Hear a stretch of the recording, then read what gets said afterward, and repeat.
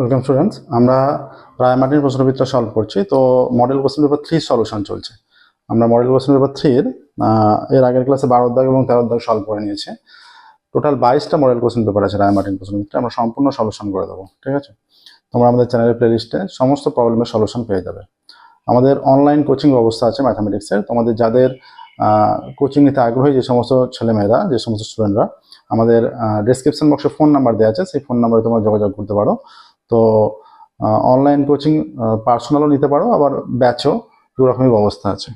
আচ্ছা, শুরু করছি। দেখো, আজকের ক্লাস 14 দাগের থেকে রায়মার্টিন প্রশ্নবিদ্যা model question paper 3 page number 551। Actually এটা পড়ছে 553। 14 দাগের একেরটা বলছে 48 মিটার লম্বা 31.5 মিটার চওড়া একখণ্ড নিচু জমিকে 6.5 ডেসিমি উঁচু করার জন্য ঠিক করা হয়েছে। পাশে 27 মিটার লম্বা 18.2 মিটার চওড়া একটি জমি গর্ত করে মাটি তোলা হবে। গর্তটি কত মিটার গভীর করতে হবে? অর্থাৎ যে জমিকে উঁচু করা হবে তার দৈর্ঘ্য প্রস্থ উচ্চতা আমরা সাহায্যে তার আয়তন, মাটির আয়তন বের করি। যে জমিকে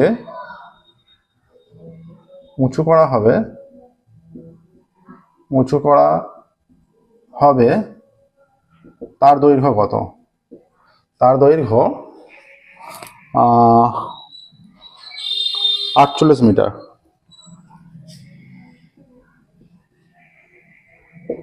প্রস্থ কত? তার দৈর্ঘ্য 48 মিটার, প্রস্থ 31.5 মিটার।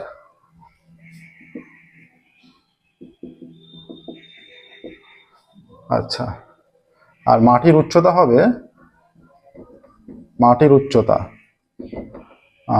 কতটা? 6.5 ডেসিমি।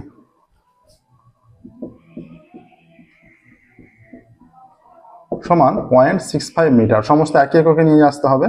ঠিক আছে? তো অতএব মাটির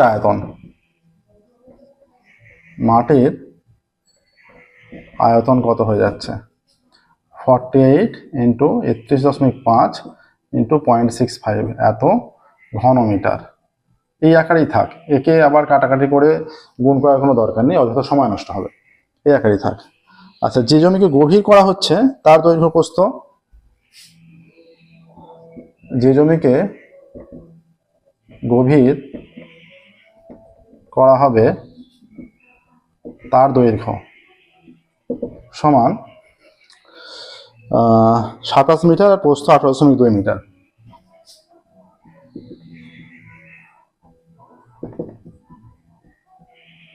প্রস্থ সমান 18.2 মিটার। ঠিক আছে? আচ্ছা, ধরি এইচ মিটার গভীর করা হবে। এইচ মিটার গভীর করতে হচ্ছে। ঠিক আছে? তাহলে শর্তানুসারে কি হয়ে যাচ্ছে?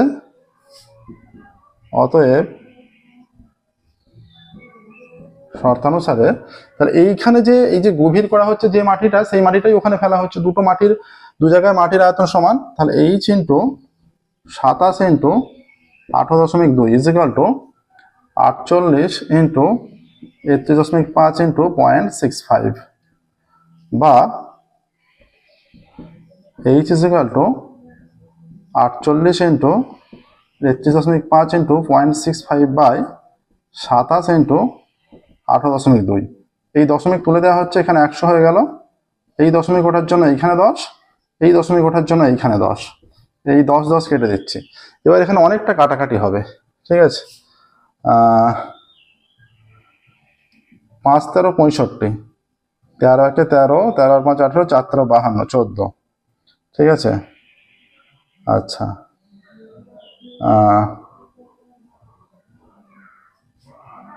5 এখানে কাটছে না, 27, 9 দিয়ে 3 9 27, 9 দিয়ে 3 9 27, 9 দিয়ে 3 9 27, 5 9 45। আচ্ছা, 14, 7 দুগুণে 14, 5 7 35। আচ্ছা, 3 দিয়ে 3 16 48, 2 দিয়ে কাটলে 8 দুগুণে 16। তাহলে এইটা হয়ে যাচ্ছে। নিচে 100 থাকছে, 100টা কি সম্পূর্ণ কেটে যাবে? 100টা, এটা 5 দিয়ে কাটলে 5 20 100, আবার 5 দিয়ে কাটলে 5 4 20। হ্যাঁ, এইটা কেটে গিয়ে 4 2 2 8। তাহলে এইচ ইজ ইকুয়াল টু 2 হয়ে যাচ্ছে, সমস্ত কেটে গিয়ে 2 পড়ে থাকছে। তাহলে জমিটি 2 মিটার গভীর করতে হবে। অ্যান্সার লিখবে, দেখো 14 দাগে যেটা আসছে বলছে কি চেয়েছে, একক কি মেনশন করে দিয়েছে, কত মিটার গভীর করতে হবে। হ্যাঁ, জমিটি 2 মিটার গভীর করতে হবে। অতএব প্রত্যেকটা অঙ্কের উত্তর লিখবো অবশ্যই জমিটি 2 মিটার গভীর করতে হবে, জমিটি 2 মিটার গভীর করতে হবে। ঠিক আছে, দেখো আর ডেসিমিতে হলে ডেসিমিতে লিখতে পারো, কিন্তু এখানে যদি শুধু গভীর করতে হবে জিজ্ঞাসা করে তাহলে যে কোনো এককে তুমি রাখতে পারো, কিন্তু যদি একক মেনশন করে দেয় কত মিটার বা কত ডেসিমি, সেই এককই রাখতে হবে। 14 থেকে 2 একটা।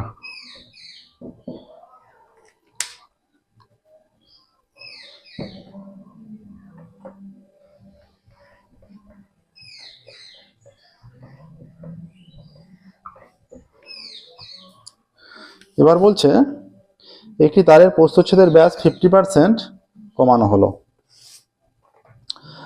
আয়তন অপরিবর্তিত রাখতে হলে তারটির দৈর্ঘ্য কত শতাংশ বৃদ্ধি করতে হবে। আচ্ছা, ধরি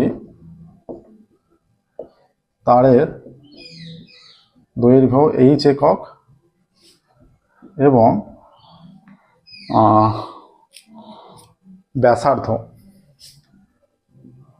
ব্যাসার্ধ সমান r একক।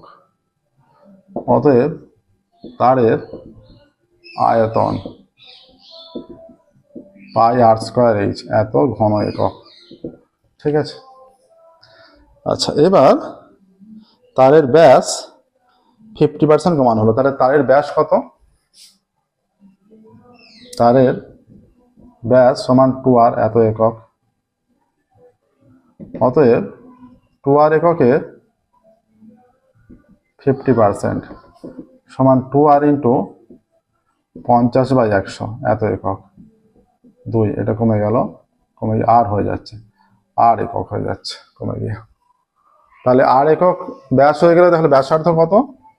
ব্যাসার্ধ হয়ে যাচ্ছে r/2 একক, ব্যাসার্ধ কমে অর্ধেক হয়ে যাচ্ছে।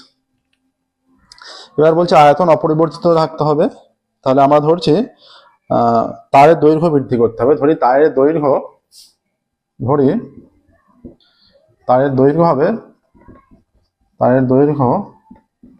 হবে h একক ধরে নিচ্ছি, মানে আয়তন এতটা বাড়াতে হবে যে এটা h থেকে বেড়ে, স্মল h থেকে বেড়ে আমরা ক্যাপিটাল H ধরে নিচ্ছি। ক্যাপিটাল Hটা কতটা বের করি আগে। এবার যেহেতু আয়তন সমান, অতএব তাহলে পাই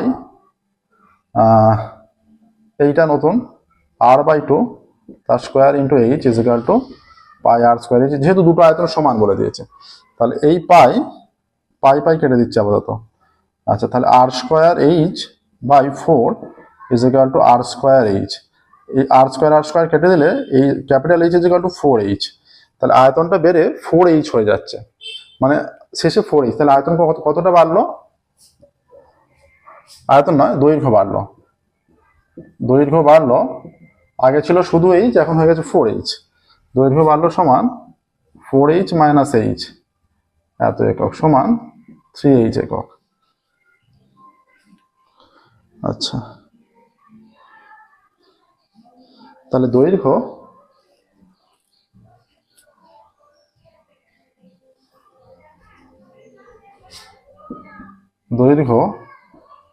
h একক থেকে h এককে বাড়ে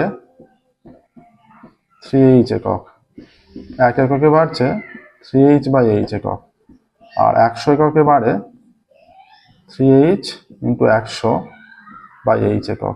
h কেটে গেল সমান 300। তাহলে আয়তন বাড়ছে, দৈর্ঘ্য বাড়ছে 300%, এতটা বাড়ছে। বা শতকরা যদি বলে এত বলছে। আচ্ছা, দৈর্ঘ্য কত শতাংশ বৃদ্ধি করতে হবে, চেয়েছে। এখানে অ্যান্সার হয়ে যাচ্ছে 300%, এতটা বৃদ্ধি করতে হবে। নেক্সট দেখো 14 দাগে 3-এরটা।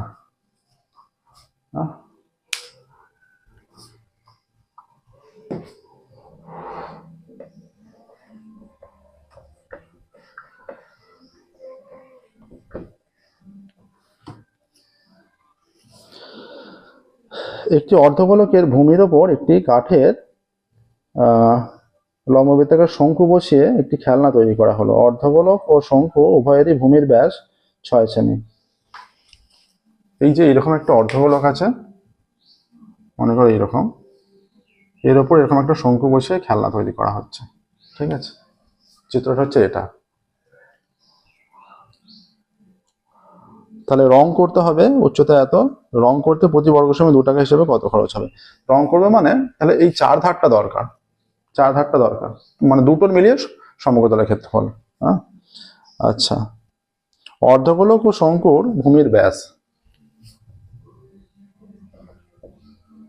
অর্ধগোলক ও শঙ্কুর ভূমির ব্যাস সমান 6 সেমি। অতএব অর্ধগোলক ও শঙ্কুর ভূমির ব্যাসার্ধ 6/2 সেমি সমান 3 সেমি হয়ে যাচ্ছে। হ্যাঁ, তাহলে আচ্ছা, বলছে খেলনাটির মোট উচ্চতা, খেলনাটির মোট উচ্চতা মানে এইটা এইটা, তার মধ্যে অর্ধগোলকের উচ্চতা হয়ে যাচ্ছে ব্যাসার্ধের সমান, অর্ধগোলকের উচ্চতা, অর্ধগোলকের উচ্চতা সমান 3 সেমি। অতএব শঙ্কুর উচ্চতা কত হবে? মোট উচ্চতা যেহেতু 7 সেমি বলা আছে, শঙ্কুর উচ্চতা 7 - 3 সেমি সমান 4 সেমি। ঠিক আছে, তাহলে শঙ্কুর তির্যক উচ্চতা সমান √of এই 4 স্কোয়ার, এই স্কোয়ার, এটা 4 হচ্ছে উচ্চতা আর ব্যাসার্ধ হচ্ছে 3, তাহলে 4 স্কোয়ার প্লাস 3 স্কোয়ার এত একক, 16 প্লাস 9 25 সমান 5। তাহলে এবার খেলনাটি যে রং করা হবে তার চারদিকের ক্ষেত্রফল দরকার। তাহলে খেলনার রং করার জন্য খেলনার ক্ষেত্রফল মানে যে ক্ষেত্রফলটা রং করার জন্য দরকার সমান শঙ্কুর জন্য πr(l) পার্শ্বতলের ক্ষেত্রফল, আর এর হচ্ছে 2πr², এত বর্গ সেমি, সমান এখানে হয়ে যাচ্ছে এই দুটো থেকে যদি πr কমন নেওয়া হয়, πr কমন নিলে l প্লাস 2r এত বর্গ সেমি হয়ে যাচ্ছে। π এর মান 22 × 7, আর এর মান 3, l এর মান 5 প্লাস 2 × 3 এত বর্গ সেমি সমান 3 × 22 = 66/7 ইন্টু 3 × 2 = 6, 6 আর 5 = 11 এত বর্গ সেমি, তাহলে 7। আচ্ছা, 66 6 6 6 6 12 হাতে গেলে 6 থেকে 726 এত বর্গ সেমি। এবার খেলনা রং করতে প্রতি বর্গ সেমি 2 টাকা হিসেবে কত খরচ হবে? খেলনা রং করতে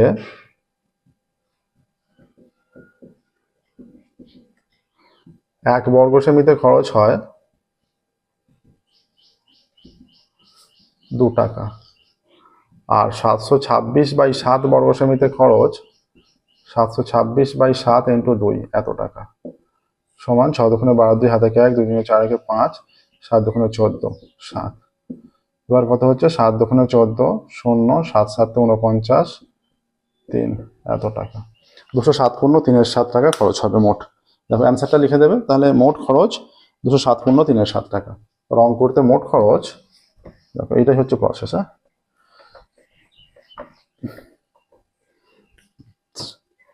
কি চেয়েছে এখানে? বলছে প্রতি বর্গ সেমি 2 টাকা হিসেবে রং করতে কত খরচ হবে।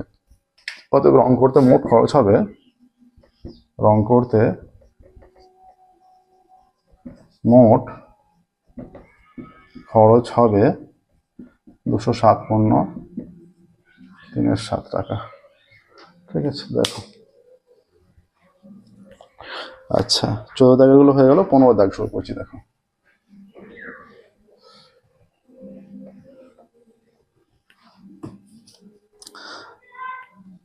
দাগের এক একটা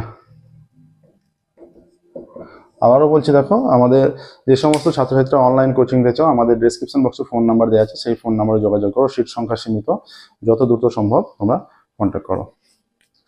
আচ্ছা, বলছে নিচের তথ্যের মধ্যমা নির্ণয় করতে বলেছে, মধ্যমা নির্ণয় করতে বলেছে। তাহলে 0 থেকে 10, 10 থেকে 20, হ্যাঁ 20 থেকে 30, 30 থেকে 40, 40 থেকে 50, 50 থেকে 60, এইভাবে দেওয়া আছে। ঠিক আছে, আচ্ছা দেখো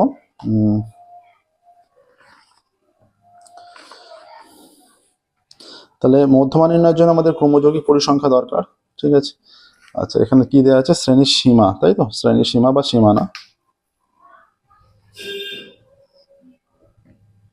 শ্রেণী সীমা পরিসংখ্যা,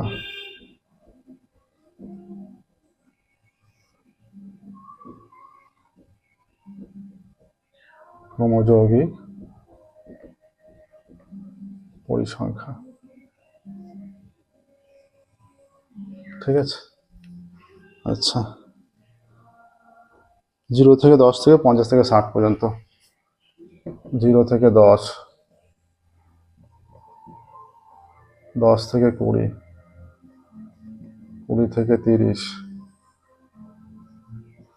30 থেকে 40, এখানে ব্র্যাকেটে লিখে দাও ক্ষুদ্রতর, 40 থেকে 50, 50 থেকে 60। ঠিক আছে, এইটা হলো। আচ্ছা এরপর দেখো, আচ্ছা এটা দেওয়া আছে যেটা 10x 25 30 y 10, 10x 25 30 y 10, তাই তো, এই ভ্যালুগুলো দেওয়া আছে। তাহলে ক্রমযৌগিক পরিসংখ্যা আমাদের যেটা হয়ে যাবে, এখানে 10, এটা 10 প্লাস এক্স, এটা 10 প্লাস 25 মানে 35 প্লাস এক্স। আচ্ছা এটা 65 প্লাস এক্স, 30 অ্যাড হলে এটা 65 প্লাস এক্স প্লাস ওয়াই, আর এটা 75 প্লাস এক্স প্লাস ওয়াই হয়ে যাচ্ছে, তাই তো। এবার বলে দিয়েছে যে মধ্যমা 32 এবং পরিসংখ্যার সমষ্টি 100, অতএব এখানে হয়ে যাচ্ছে 75 প্লাস এক্স প্লাস ওয়াই সমান 100। তাহলে এক্স প্লাস ওয়াই সমান কত হয়ে যাচ্ছে, 100 মাইনাস 75, তাহলে এক্স প্লাস ওয়াই সমান হয়ে যাচ্ছে 25, তাই তো, এটা হয়ে যাচ্ছে। এবার বলা আছে মধ্যমা 32, তাহলে মধ্যমা 32 হলে মধ্যমা সমান 32, তাহলে মধ্যমা শ্রেণী কোনটা হয়ে যাচ্ছে, মধ্যমা শ্রেণী এই যে 32 পড়ছে 30 আর 40-এর মাঝে, তাহলে এইটা হয়ে যাচ্ছে মধ্যমা শ্রেণী 30 থেকে 40। তাহলে এল সমান হয়ে যাচ্ছে 30, আচ্ছা এইচ সমান হয়ে যাচ্ছে 10, দেখো। আচ্ছা সিএফ কিউমুলেটিভ ফ্রিকোয়েন্সি যেটা হয়ে যাচ্ছে, এর আগেরটা নিতে হবে 35 প্লাস এক্স, 35 প্লাস এক্স। আচ্ছা এফ হয়ে যাচ্ছে এর ফ্রিকোয়েন্সি, এটা 30, এফ হয়ে যাচ্ছে 30, অতএব তাহলে এল প্লাস মানে 30 প্লাস n/2, n/2 মানে 50, মাইনাস সিএফ মানে এইটা, মাইনাস 30 পুরোটা মাইনাস দিয়ে গুণ হবে, n/2 minus CF by F মানে 30 ইন্টু এইচ এর মান এটা 10 হবে, 10 ইজ ইকুয়াল টু মধ্যমা যেটা 32। তাহলে এটা বিয়োগ করলে 15 মাইনাস এক্স, এইটা কেটে গিয়ে 3 হয়ে যাচ্ছে, বাই 3 সমান 32, বা 15 মাইনাস এক্স সমান 3 32 96, বা minus X is equal two আচ্ছা 96, n/2 এল প্লাস n/2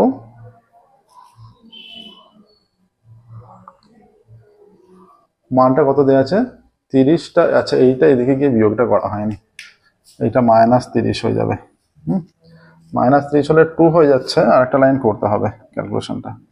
তাহলে 15 minus X by 3 is equal to 2, তাহলে 15 minus X is equal to 6, তাহলে minus X is equal to 6 minus 15, তাহলে minus X is equal to minus 9, এইটা কেটে গেল, this implies X is equal to 9 হয়ে যাচ্ছে।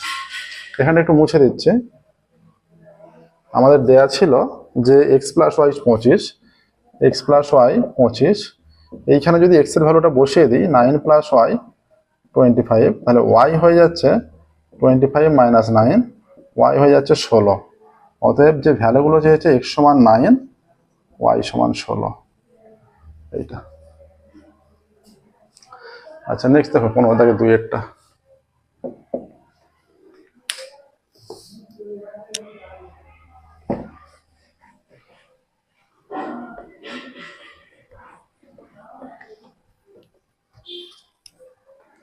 তোমাদেরকে 2 কি বলেছে দেখো,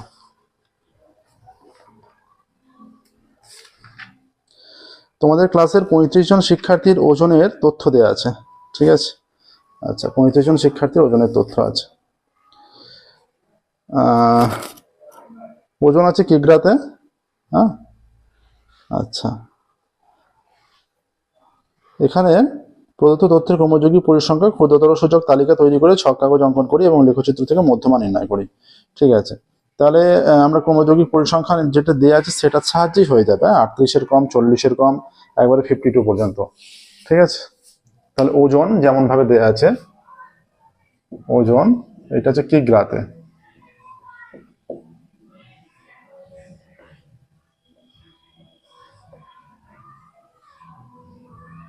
38-এর কম,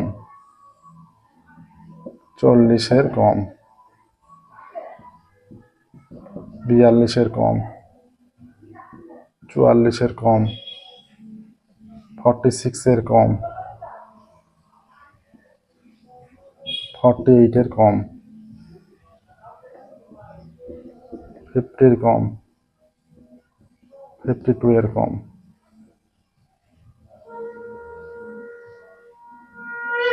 ঠিক আছে, এবার বলছে এটা শিক্ষার্থী সংখ্যা।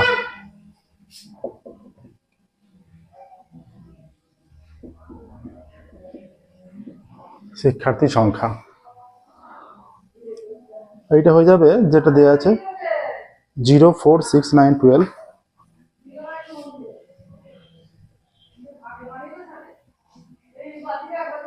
0, 4, 6, 9, 12, 28, 32, 35,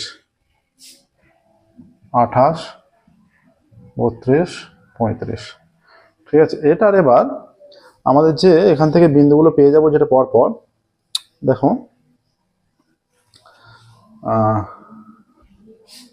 এইরকম মনে করো একটা ছক কাগজ আছে, এই যে 38, এই জায়গাটা এরকম একটা গ্যাপ ধরে নিতে হবে, এখানটা মনে করো 38টা, ওই গ্যাপটা মেনটেন হয়ে গেল। এবার 38,0, এখানটা মনে করো 38,0, তারপরে 40,4, এটা দুবার করে মনে করো এটা 38, 40, 42, 44, 46, 48, 50, 52, 54, 56 এইভাবে। আচ্ছা যেভাবে ধরবে ছক কাগজে এক ঘর সমান x অক্ষ বরাবর এক ঘর সমান 1 একক, y অক্ষ বরাবর এক ঘর সমান 1 একক, যেভাবে ধরা হবে সেভাবেই লিখতে হবে। y অক্ষ বরাবর যেভাবে লিখবে সেভাবেই লিখতে হবে। আচ্ছা এটা 40, 40,4 মনে করো এইখানে। আচ্ছা 46,6 মনে করো আরেকটু উপরে, 42, 0, 40, 42,6, আচ্ছা 44,9, এটা আরেকটু উপরে যাবে 9। আচ্ছা 46,12, 46,12 এইখানে চলে গেল। 48,28, এটা অনেকটা উপরে চলে যাবে 28 এইখানে। আচ্ছা 50,32, এর একটু উপরে। 52,35, এর সামান্য একটু উপরে। এবার এইগুলোকে পৃথক পৃথকভাবে যোগ করলে এইরকম আলাদা আলাদাভাবে যোগ করতে হবে, স্কেল পেন্সিল বসিয়ে আলাদা আলাদাভাবে যোগ করলে, ঠিক আছে। এইভাবে যোগ করবে। তাহলে এটা কত হয়েছে, টোটাল আছে তোমার 35, তাই তো। এবার 35/2, এখানে টোটাল 35 আছে, টোটাল 35 এটা আছে, এর অর্ধেক মানে 17.5, মানে এইখানে মোটামুটি ভাবে 17.5 হচ্ছে এর অর্ধেকে। এবার এই বরাবর যে x অক্ষ বরাবর যে লম্ব এদিকে টেনে এবং দুদিকে লম্ব অঙ্কন করতে হবে, দুদিকে লম্ব অঙ্কন করতে হবে, ঠিক আছে। এইটা এদিকে লম্ব অঙ্কন করলে মোটামুটি আমরা একটা চোখের আন্দাজে করছি, তো আমাদের গ্রাফ পেপারে করলে নিখুঁত হবে। এবার এদিকে একটা লম্ব অঙ্কন করবে এইরকম। তাহলে এইটা ছিল আমাদের 38, 40, 42, 44, 46, এটা 46 পয়েন্ট সামথিং এখানে, মানে এই বিন্দু থেকে লম্ব অঙ্কন করবে, এটা মনে করো পি, এটা মনে করো এম। তাহলে এম বিন্দু স্থানাঙ্গতেই এম বিন্দুতে যে এক্স এর ভুজ, এম বিন্দুর ভুজটাই হয়ে যাচ্ছে মধ্যমা, ঠিক আছে। এখানে লিখবে সেটা যে এম বিন্দুর ভুজটাই হবে মধ্যমা, হ্যাঁ। আর মধ্যমা হয়ে যাবে, এখানে অ্যান্সার লিখবে 46 পয়েন্ট সামথিং এখানে অনুযায়ী, এবং গ্রাফ পেপারে করলে আরো নিখুঁতভাবে পেয়ে যাবে, ঠিক আছে। নেক্সট দেখো 15-3।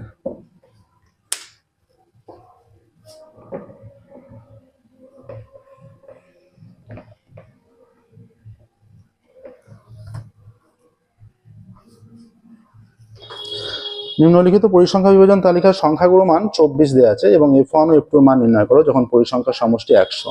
শ্রেণী, সীমা আর পরিসংখ্যা।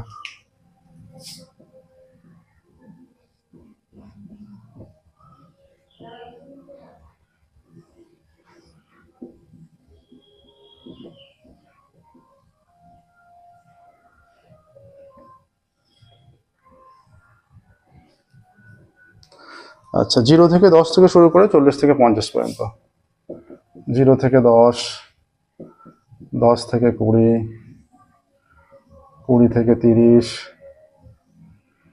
30 থেকে 40, 40 থেকে 50। ঠিক আছে। আচ্ছা, 14, 23, F1, 21, F2। 14, 23, F1, 21, F2। আচ্ছা, তাহলে এখানে এবার কি বলা আছে? সংখ্যাগুলো মান 24 বলা আছে। সংখ্যাগুলো মান সমান 24। অতএব সংখ্যাগুলো শ্রেণী কোনটা? সংখ্যাগুলো শ্রেণী। এই যে 24টা 20 থেকে 30-এর মধ্যে পড়ছে, এইটাই সংখ্যাগুলো শ্রেণী। 20 থেকে 30, যেহেতু 24 মানটা 20 থেকে 30-এর মধ্যে পড়ছে তাই এটাই সংখ্যাগুলো শ্রেণী। আচ্ছা, এবার বলা আছে পরিসংখ্যার সমষ্টি 100। পরিসংখ্যার সমষ্টি 100 হলে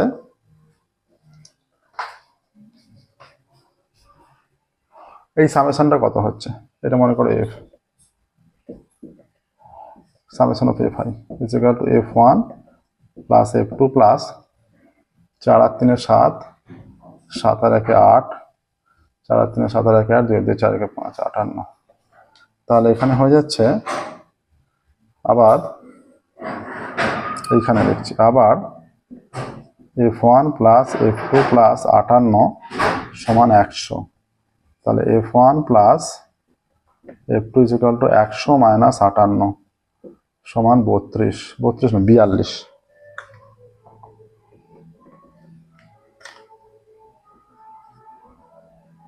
42 তো 4.2 হয়ে গেল।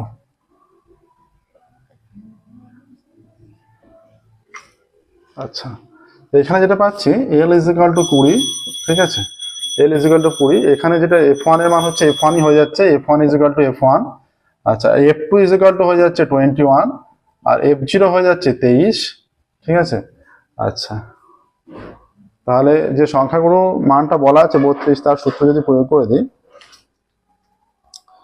তাহলে অতএব L প্লাস L মানে হয়ে যাচ্ছে 20 প্লাস F1 মাইনাস F0, তাহলে হয়ে যাচ্ছে F1 minus F0। F1 minus F0 মানে 23 by 2F1, 2 into F1 minus F0, minus F0 মানে 23 মাইনাস F2 মানে 21 ইন্টু H, H এর মান এখানে 10। এখানে লিখে দাও H সমান 10 ইজ ইকুয়াল টু সংখ্যাগুলোর মান 24। তাহলে F1 minus 23 into 10 by 2F1 minus 4 2 2 4 সমান 24 মাইনাস 20। ঠিক আছে, বা 10F1 minus 230 by 2F1 minus 44 সমান 4, বা 10F1 minus 230 is equal two 8F1 minus 4 4 16 6 থেকে 4 4 16 17 176। ঠিক আছে, তাহলে F1 আর F2 মান নির্ণয় করতে হবে এখানে, তাই তো? এইখানটা একটু মুছছি। বা 10F1 মাইনাস 8F1 সমান 230টা ডান দিকে গেল, মাইনাস 176 আছে। তাহলে 2F1 সমান 6 10 4 10 7 1 7 8 8 13 5 13। তাহলে F1 সমান 54 বাই 2 27। F1 সমান 27। এবার F1 প্লাস F2 42, এখানে যদি পুট করি 27, আবার 27 প্লাস F2 সমান 42। F2 সমান 42 মাইনাস 27, তাহলে F2 সমান এটা 15 হয়ে যাচ্ছে। এফ ওয়ানের মান এফ টুর মান 15।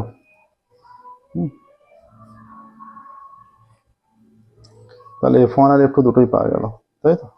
একটার মান হয়ে যাচ্ছে এফ ওয়ানের মান 27, এফ টু সমান 15। তাহলে অ্যান্সারটা লিখে দেবো। অর্থাৎ এফ ওয়ান সমান 27, এফ টু সমান 15 এখান থেকে সহজেই নির্ণয় হয়ে গেল।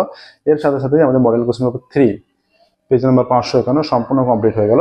পরের ক্লাসে আমরা এর পরের পেজ মডেল কোশ্চেন পেপার 4-এ যাবো, ঠিক আছে। আমাদের দেখো অনলাইন কোচিং এর সুব্যবস্থা আছে। যে সমস্ত স্টুডেন্টরা ম্যাথামেটিক্সের যে কোনো ক্লাসের অনলাইনে কোচিং নিতে চাও, পার্সোনালি বা ব্যাচে, দু রকমই ব্যবস্থা আছে। তোমরা আমাদের ডেসক্রিপশন বক্সে ফোন নাম্বার আছে, সেই ফোন নাম্বারে যোগাযোগ করবে। আজকের মধ্যে এখানে স্টপ করছি। Thank you everyone.